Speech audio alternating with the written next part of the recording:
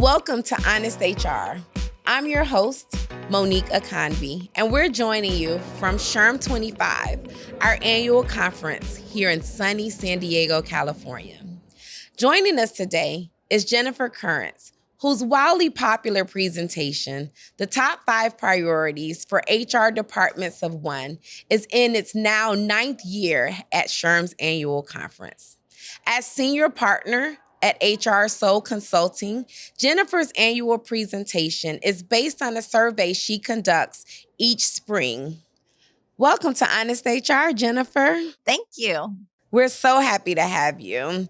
So let's get started. The biggest question we have, or that I have actually, is what did your survey reveal as the top 5 priorities for HR departments of one? Okay, so I'm a David Letterman fan, so I'm going to go backwards. True Okay. David Letterman fashion, if anybody remembers David Letterman. So number 5 this year was leadership and navigation for HR professionals. Number 4 is relationship management. Number 3 is business acumen, which is one that's near and dear to my heart that I'm sure we'll get into. Number 2 this year was employee engagement and retention. And number 1, for the first, it wasn't even on the top 5 last year, honestly, is organizational effectiveness and development. So I'm super excited about this year's results. So these all sound like SHRM's BASC, which is the body of applied skills and knowledge. Is that correct? Yes, ma'am. I went through and I offered all 23 competencies for people to vote on as to what they were. What was keeping them up at night? What are the things that they are really focused on for 2025? Got it. So what stood out the most about this year's survey to you? 2 things stood out the most. One that I've already mentioned is, coming from behind is organizational effectiveness and development. So reaching all the way to the front spot. I'm picturing a horse race in my mind for some reason. I don't know. And so that surprised me. It surprised me because it wasn't even on the list last year. But when I really started digging into it, it didn't surprise me as much. But the other thing that surprised me was that talent acquisition has been on the list for several years, and it's not even making the top 5 this year. And that one has me scratching my head a little bit. Honestly, I was surprised that you didn't say talent acquisition as well, because when I talk to other HR professionals, usually in any conversation, talent acquisition comes up, right? Recruiting and retaining employees, but more on the recruiting side, right? So getting those, top talent and qualified talent within the organization. How do you hope HR professionals will use this insight? My grand goal anytime I present, but especially for this one, is that they're able to take at least one thing out of the presentation or out of this podcast and be able to really apply it. So one little tool that they can use to start moving the needle, 1% growth. So you said organizational effectiveness and development, which wasn't even on the list last year, took number 1, right? Why do you think this is now a priority for HR professionals, especially of small businesses or departments of one? So I don't really know. I'm excited to now that the survey is closed. I'm excited to start really digging into more research about the why behind it. But what's popping up for me is in our consulting practice, we get a lot of calls from small business HR leaders who are recognizing that their managers need some development opportunities. Because what happens is in those small to mid-sized businesses, a lot of times, a department head leaves, they resign, they retire, they leave the organization. And so then it's like, oh no, what do we do? Joey, you've been here the longest. You're up next. Go, go, go. And so they don't give Joey the appropriate amount of tools to be an effective leader. Joey might be technically sound, but there's so many other leadership and management skills. So I feel like that is just based on my experience and what I'm hearing from people out there in the field. I feel like that might be one reason why it's kind of popping up into the limelight right now. Interesting. How would you say this impacts HR professionals from a measure and growth standpoint. So, in that same aspect where you say, especially for smaller organizations, someone retires or leaves the organization, and then there's this urgency of who's next, who can fill this role. Um, how can HR professionals now kind of be a little proactive in that standpoint? Any thoughts around that? Yes. So I'm a huge fan of career pathing and succession planning and providing a training track for for people who want to increase and grow within their organizations. If we look at surveys and studies by other people, other than just my own survey, you see that people want to stay in a place that will offer them growth. So we don't want to come into an organization and just stay stagnant. We want to grow. We want to learn. I was having dinner last night with an HR professional who said that she was just started a new job a year ago and she was kind of questioning whether she made the right choice. But at the end of the day, she really sits down and says, you know what? I have a lot to learn here. I have a lot to grow from this. It might not be perfect, but this is a really big growth opportunity for me professionally. And I Mm, feel like everybody thinks that way. Not everybody, but I feel like a mhm. lot of people really Yes. feel that way. Hmm. So for HR professionals of small businesses, what's a manageable starting point for implementing change initiatives? So one of the other, thank you for bringing that up because it's one of the points that I wanted to make sure that we talked about. Because organizational effectiveness and development, as defined by the SHRM-CP, includes managing change initiatives. And so when we, and maybe that's another reason this is popping up this year, is because there's so much change going on in the Yes. workplace landscape. And so, what do we do with that, and how do we manage that?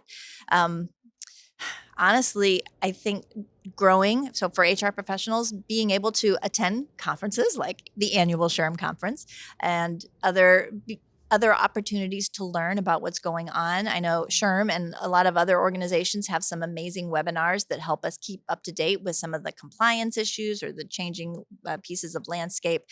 And then also just to be able to put into practice some I'm big on formulas or formats or processes. So one of the processes that I really appreciate and I think works really well for change is the ADKAR framework, which stands for awareness, having the desire of change, having the knowledge of why the change is happening, having the ability to make the change, and then reinforcing the change. So for individuals within the organization, if we can work through that process as HR professionals, we can really get to some of the whys that people are struggling with change. So employee engagement held actually the top spot for like the last 6 years, right? Yeah. Consecutively. But this year, organizational development and effectiveness bumped it down, right? Why do you think that is? I don't know. Here's what's coming to mind for me. I don't think that it's because HR professionals or business leaders are less interested in engaging employees. I think it's that they're more interested in organizational effectiveness and development. So, and I think it's because of the reasons we talked about, having those growth opportunities, teaching people that so they have the same understanding, the same language to work from managing people and then managing that change or leading that change in their organization. So that's the best answer that I have for you because employee engagement is still very important. I mean, number two is still important. So you're absolutely right, right? So I love the way you put that. What's one approach HR professionals of small businesses can take to boost engagement without adding more work to their already full plates? Without adding more work. There's the trick, right? So I believe that one of the keys that we don't use as effectively as we can, and when I say we, I mean leaders everywhere, HR Hmm. professionals included, obviously, is recognition and really being able to recognize and appreciate the people in our organizations. So it's more than just, hey, good job today, Monique. It's more like, Monique, I so appreciate you being here, showing up on time, and putting your most into this podcast. It really means a lot to me, and it tells me that you're valuing my time here as well. So it's more specific than that. And I think that that's something that's super easy, takes 3 extra seconds, and means so much more. Okay, good. So business acumen was number 3. And this is another priority that has appeared on your list a couple of times over the last 9 years. What's making this important to HR professionals of small businesses this year? Well, it's because we are still trying to fight for that. And I really dislike this terminology, but it's one that we all use. The Getting that seat at the table. table. Right. It's like, don't ask for the seat, just take the seat already. Right. Right? Or make the table. Oh, there you go. Yeah. Or think as if there is no table. How about that? Yes. Right. Thinking outside the box, think as if there is no box. So we are still clawing and fighting our way into that leadership role. And I'm speaking generically, right? So more for the smaller, I see it more in the small to mid-sized businesses than in the larger organizations. And how we do that is through gaining our business acumen and learning the language of the business. So this is near and dear to my heart because this was the title of my first book, which is Developing Business Acumen, published by SHRM. So it's one of those things that when I published it in 2016, it was hot then, and it's still something that we're working towards. And I think it's something that we're chipping away at, but always opportunities. So you said something that stood out just a moment ago, and that is teaching business acumen, right? So we talk about it often, right? We always tell HR professionals, tell others, you need to build your business acumen, right? But we don't necessarily give the strategies or teach how HR professionals of any size organization can really build their business acumen. But specifically with small businesses or HR professionals and small businesses, how can they sharpen their understanding of the organization's operations and the competitive landscape or even profit strategies? What are some ways that they can strengthen those skills? So a lot of times HR falls into the people pleasing, paper pushing party planners. and I'm not saying that's a bad thing, but don't let that be our only thing. We have to really work from being transactional to being transformational. And how we do that is well, let me tell you a story. I once had an opportunity to meet with a executive team of a very small business, and it was a room full of men, and I'm the only woman in the room. And I got up and I did my PowerPoint presentation in my business suit in this tiny little office space. And I walked in and they were kind of like, HR. They didn't even have an HR department at that time. And they're like, what is she going to tell us that we don't already know? But I came prepared in my PowerPoint presentation with numbers and graphs and talked to their business. So I did my external environmental scan and their internal environmental scan and laid out 3 opportunities for them to improve. And when I left, I heard through the grapevine that one of the people that had been there for 25 years walked away and said, wow, she really knows her stuff. He didn't use the word stuff, but so that to me, if we can understand the language of the business through doing internal and external environmental scans through a pestle analysis, a gap analysis, a SWOT analysis, and then understanding where they are and how they operate with numbers and data, that can be really beneficial. So gaining a deep understanding of the entire organization. I think oftentimes HR professionals, we think just HR, not, and that's, again, in general speaking, I'm HR. That's the only thing I'm responsible for. And so often when I'm asked, what advice would you give to someone in HR? And I speak to students often, and I tell them, learn every part of the business, not just your function. Learn about, you don't have to be an expert in every function of the organization, but if you learn all of the functions of the organization, that makes you that much more stronger of an HR professional. But to your point, building that business acumen and speaking that language that's needed when you are at the table, right? Or Yes. you're presenting. So it's not just knowing HR, it's knowing how HR affects the business. Yes. And so how I've done that is I've requested meetings with the CFO. Hey, walk me through our profit and loss statement. Help me understand the difference between a P&L and a balance sheet. Like how do we make money and how do we spend money? I have gone on, requested myself, this was not offered to me. I requested to go on a ride along with the salesperson so that I could understand. I went to a meeting with him. I sat down with him. It was a CPG company, consumer packaged goods. So he took me to the grocery store and showed me where we were on the shelf and why that was important. So those are some things that I've done, and I had to request those. It's not waiting for the seat at the table; it's taking the seat at the table. To make sure that I understood the business. And as a result, later when I was interviewing for a VP of sales role, I interviewed people, and more than once I had them tell me, wow, I've never talked to an HR professional who knows so much about sales. So it pays off. So relationship management came in fourth on your list, and I see that over the last 9 years, it's held its spot, right? It's been on your list, whether it's third, fourth, or fifth place, but it's always been on the list for the last 9 years.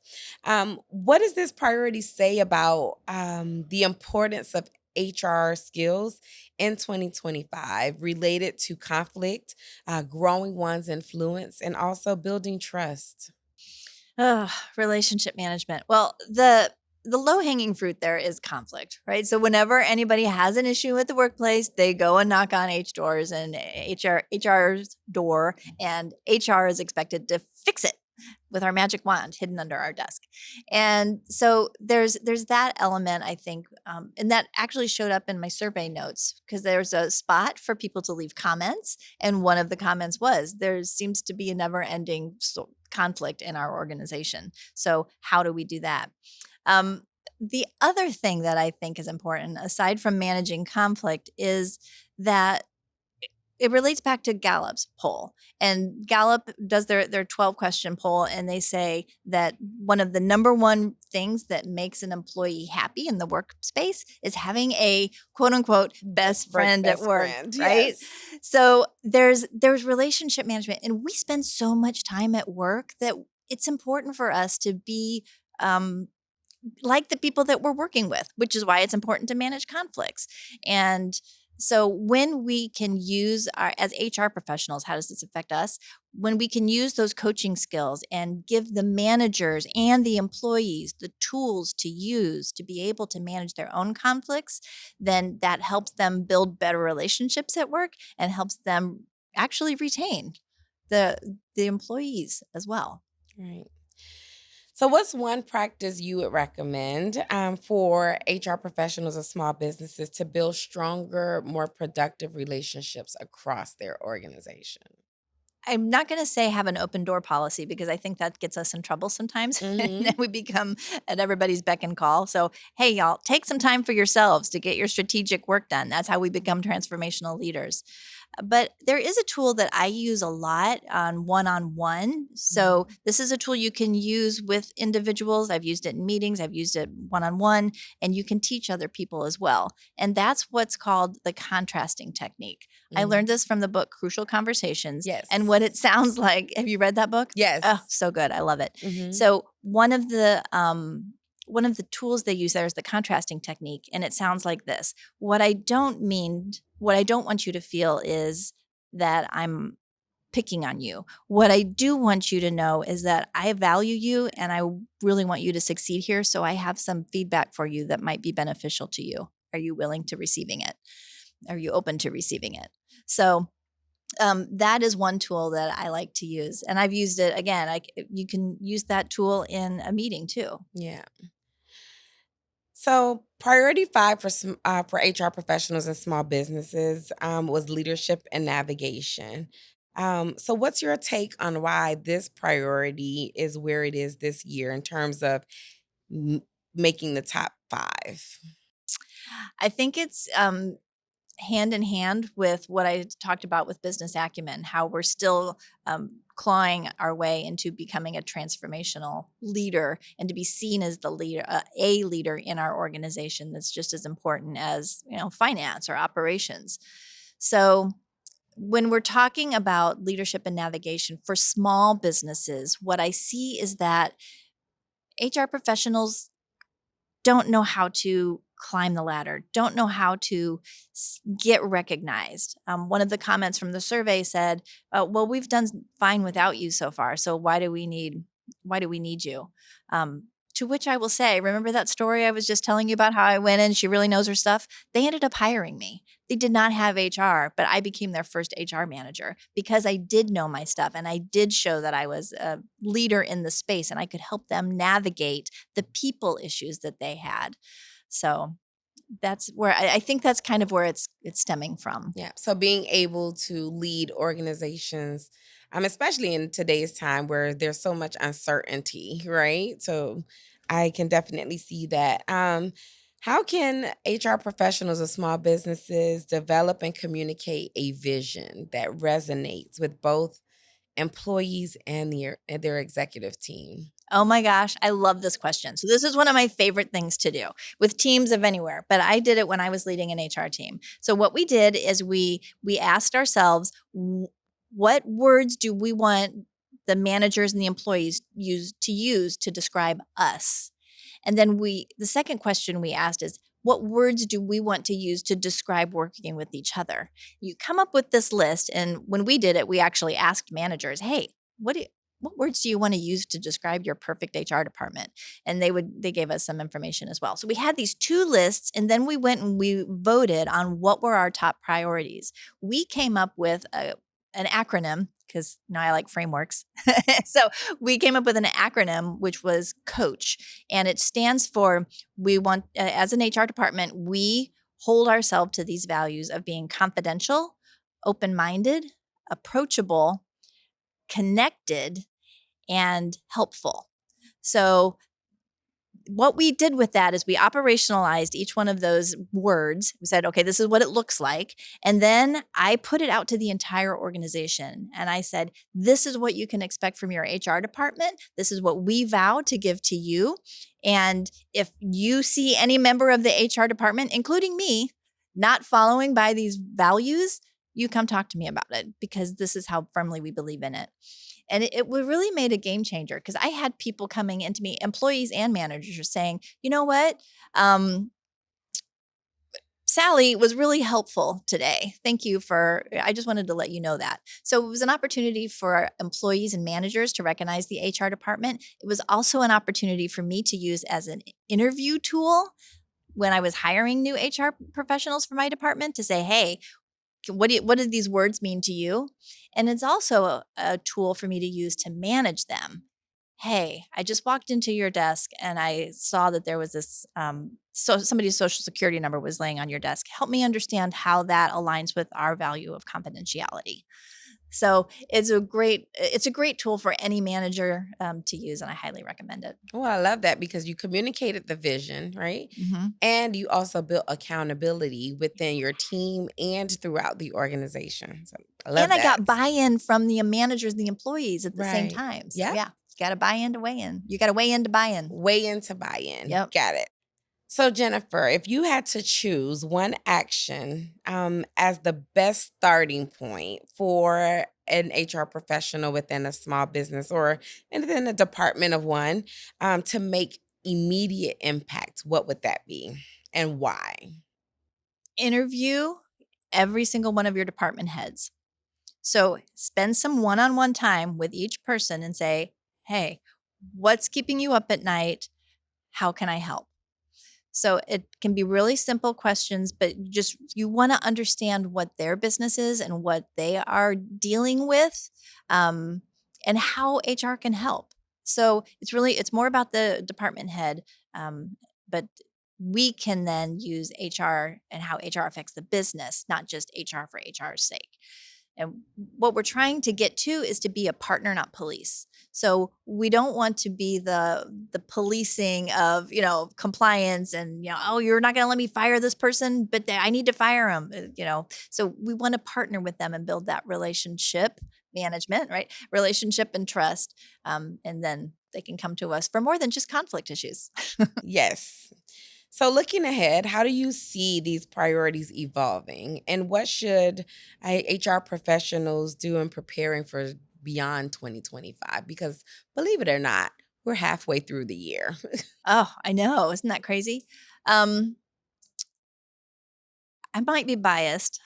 I realize that, but I think one of the top things that an HR professional can do is to help the leadership understand the importance about training their managers.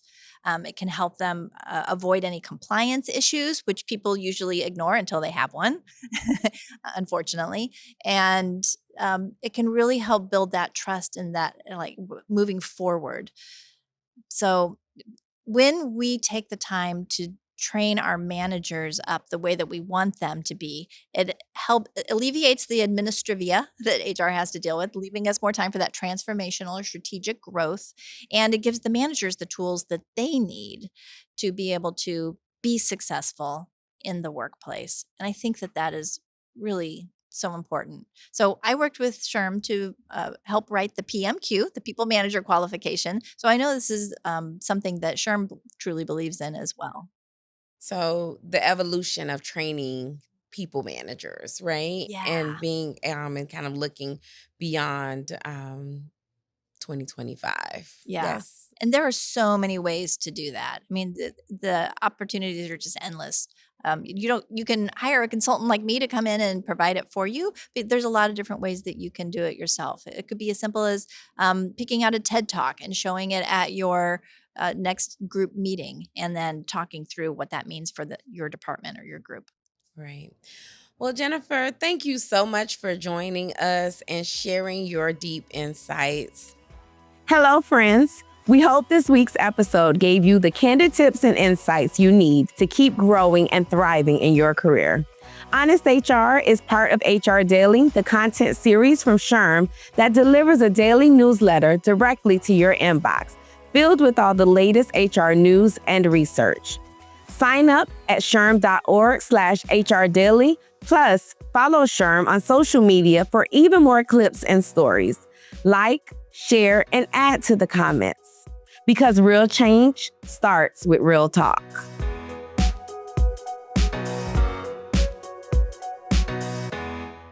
SHRM.